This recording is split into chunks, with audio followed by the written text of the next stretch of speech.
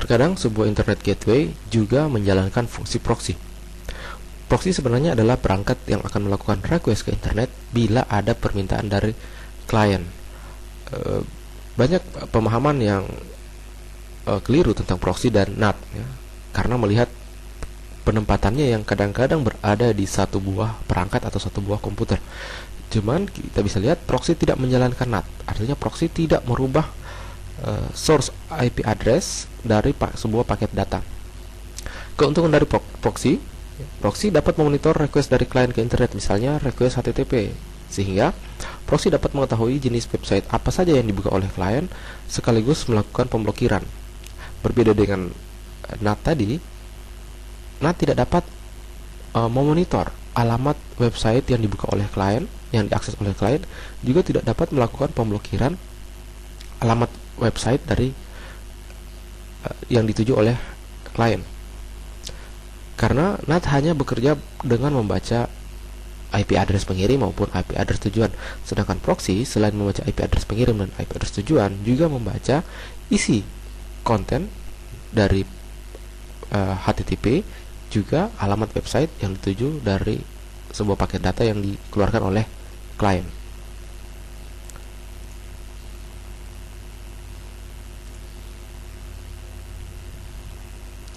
Kita bisa lihat perbedaannya dengan NAT. Jamar jaringannya masih sama seperti yang semula, namun kita lihat bila jaringan ini mengkonfigurasikan sebuah proxy pada internet gateway, maka format HTTP request-nya kita bisa lihat sebuah klien akan melakukan HTTP request, membuka sebuah website google.com.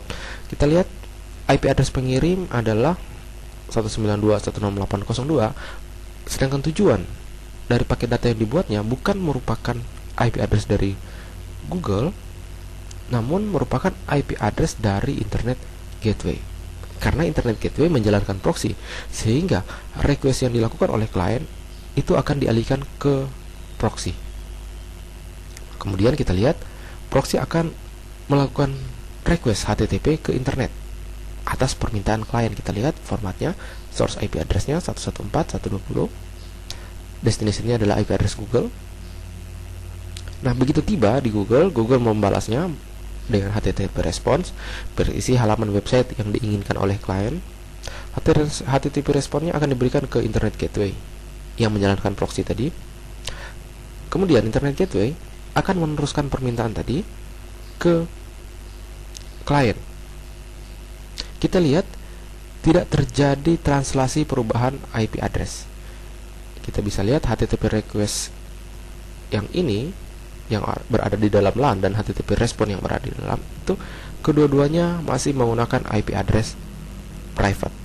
Sedangkan HTTP request yang ada di internet dan HTTP respon yang ada di internet itu kedua-duanya menggunakan IP address public. Tidak ada proses translasi atau perubahan IP address dari paket data. Hanya proxy bertugas melakukan permintaan ke internet bila ada permintaan dari klien.